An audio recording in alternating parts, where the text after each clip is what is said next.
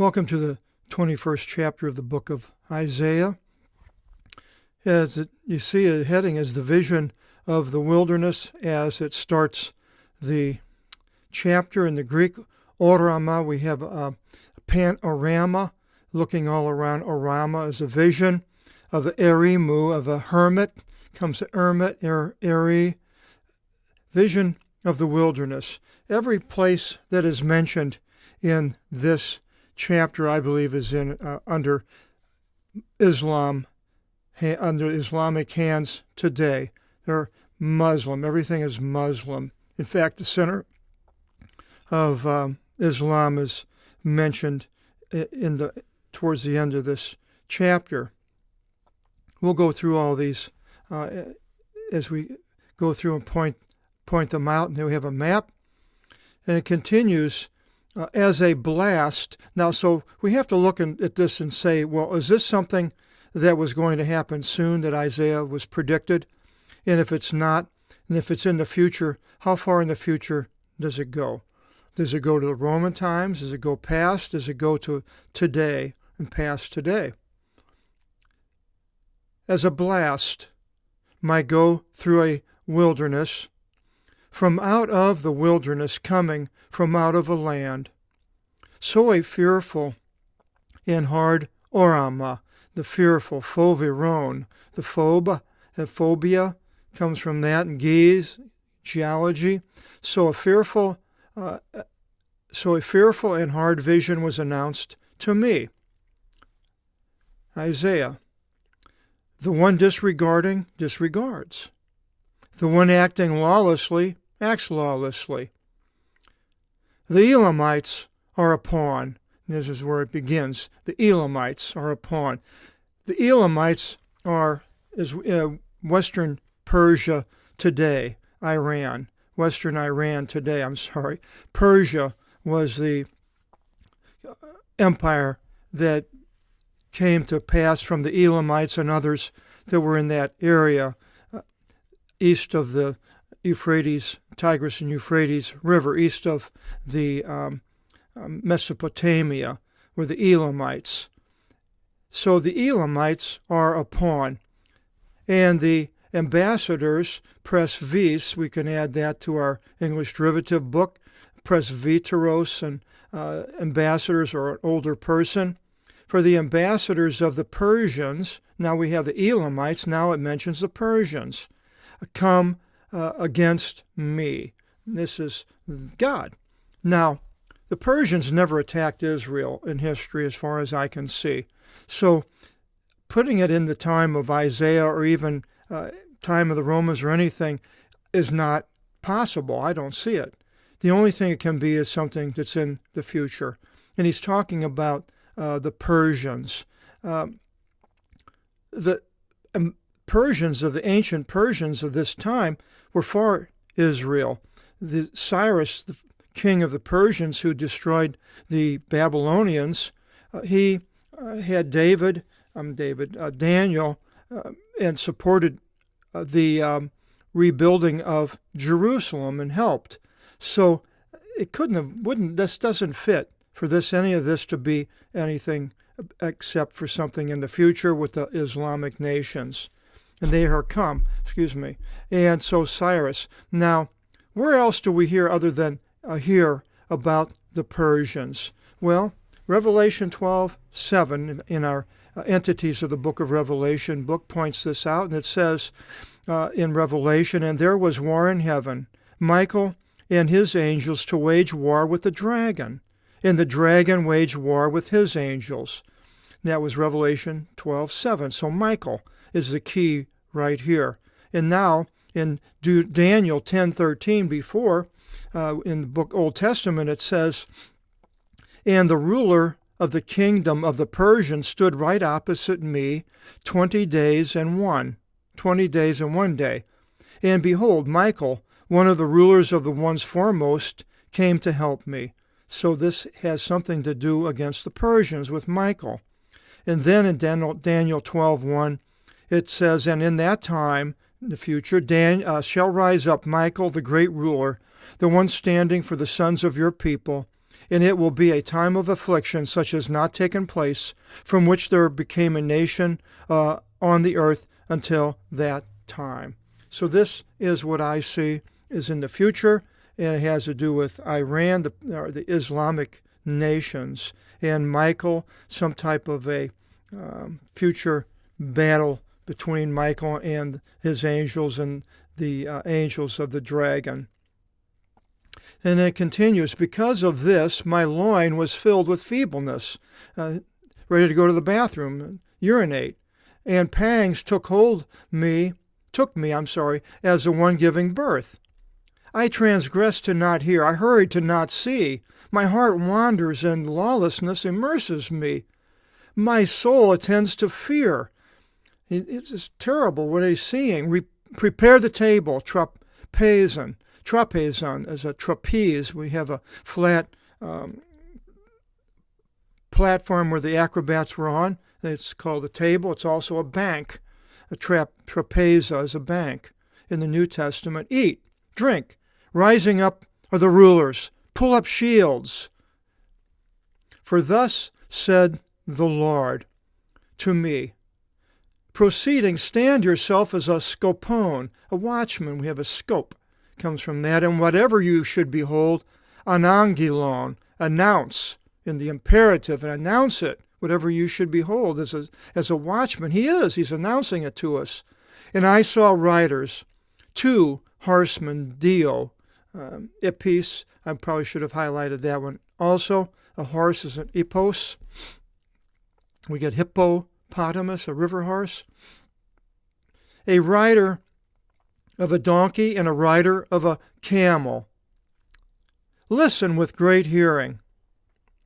And call Uriah to the watchtower, the Scopian. You can add that to the English Derivatives book of the Lord. Now this Uriah mentions him only other places in chapter 8, verse 2, and it says he's the priest. So call Uriah the priest to the watchtower of the Lord.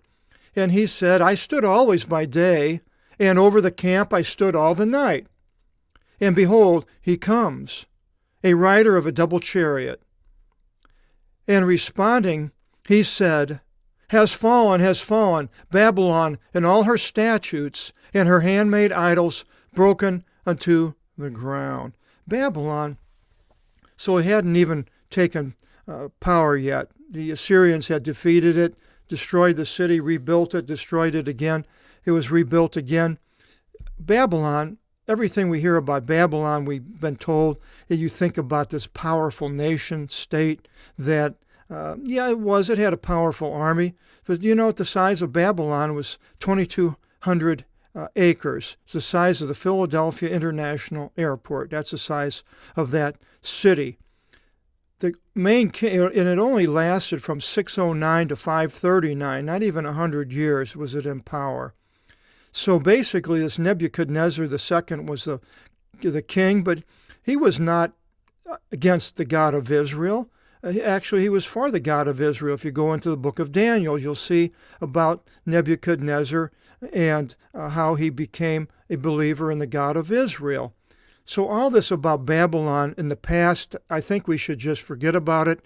It's a sign, it's a figure for some future event.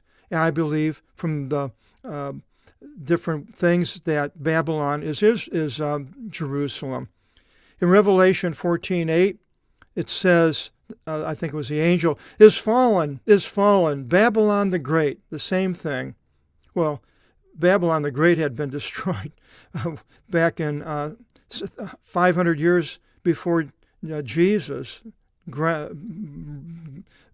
buried in the ground, nothing there, ruins. So what kind of Babylon the Great? I don't see it. It wasn't a great place. It wasn't that great.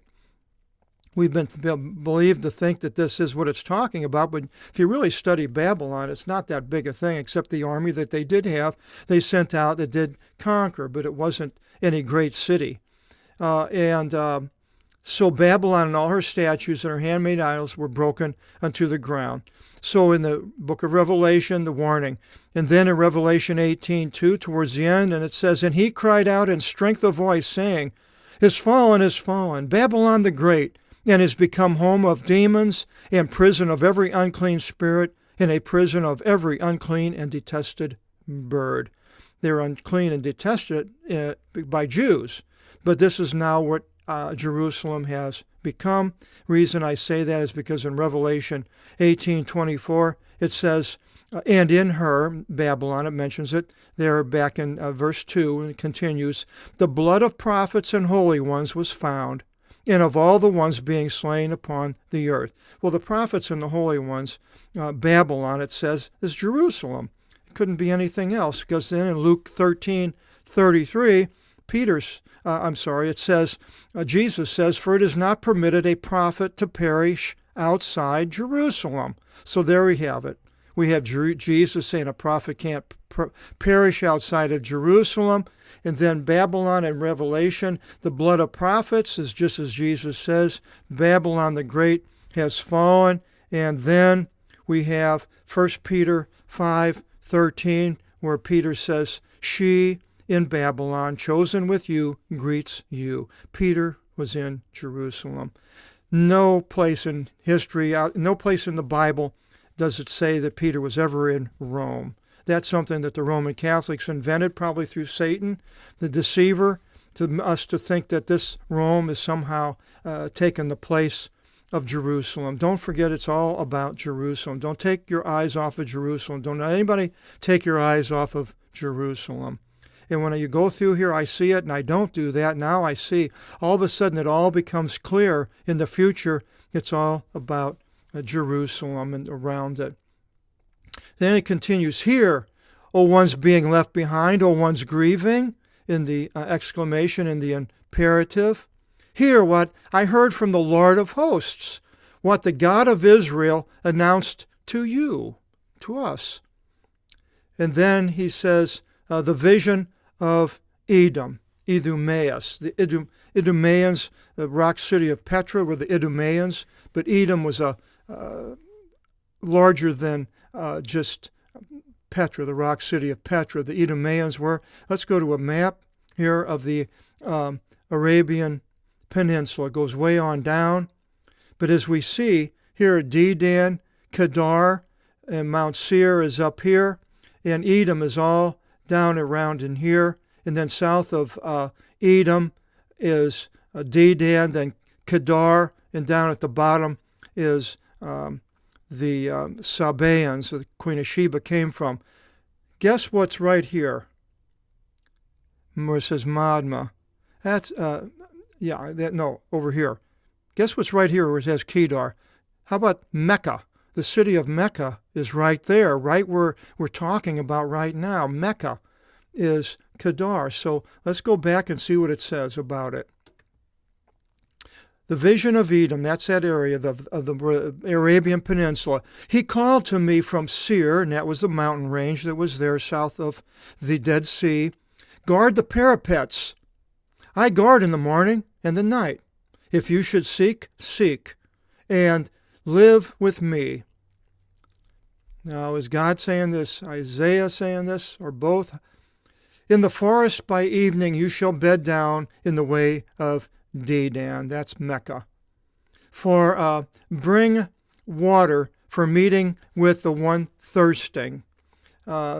This is bringing water. It's a desert, so bring the water. The ones dwelling in the place of Tema, and this is further on south by Yemen, meet the ones fleeing with breads. So these people are going to be fleeing.